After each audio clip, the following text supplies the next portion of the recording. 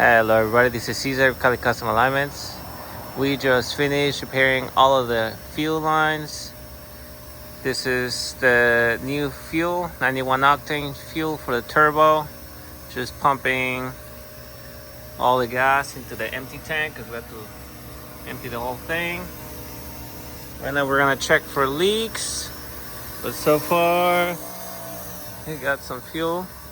We're gonna wait for this fuel cell to empty. Let's take a look at the bottom. Okay, here's a better look at the fuel lines. Here we have the K&N high performance fuel filter. Basically we have the fuel cell here, goes down to the fuel filter. Fuel filter goes down to the fuel pump. Just had some nice high performance fuel lines, hard lines, all the way to the fuel pressure regulator.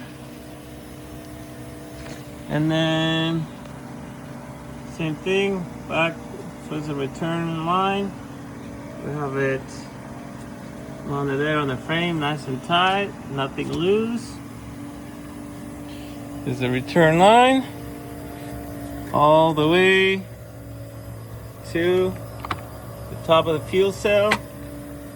Notice everything's solid, nothing loose, high performance fuel hose. This is a high pressure fuel hose.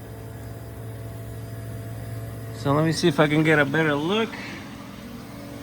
Look at that. Nice and sturdy parts. There it is. Let's take a look at the fuel rail. Okay, here's a better look of the steering side. We just finished torquing down the steering shaft. Got to put a little hose clamp here so that the coolant hose doesn't rub against this. Barely clears. Here's more of that high pressure fuel hose. Right there, nice and solid. Everything's tight. So let's go ahead and take a look at the radiator hose side. All right, here's a better look of the new radiator hoses. Here's a better look. We had to make some custom hoses here. That goes 38 millimeters from the water pump to the 38 millimeter universal fan switch. So this is where we're going to be getting the fan switch signal. So once it reaches 180 degrees, the switch opens, controls the fan, and we have the relay up here. And then same thing, one goes to ground, chassis is ground, the other one goes to the relay.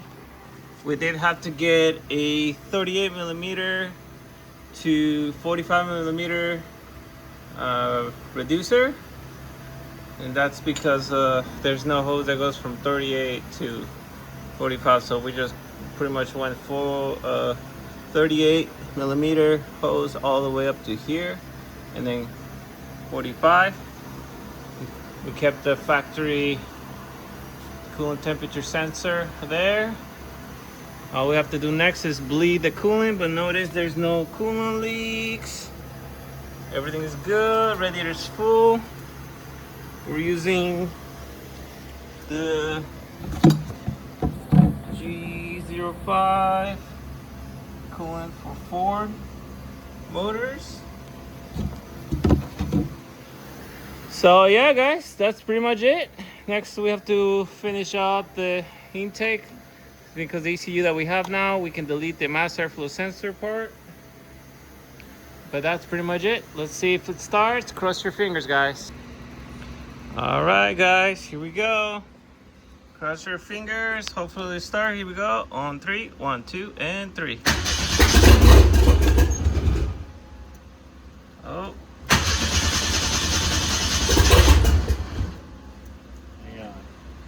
All right, here we go. I forgot to connect the sensor.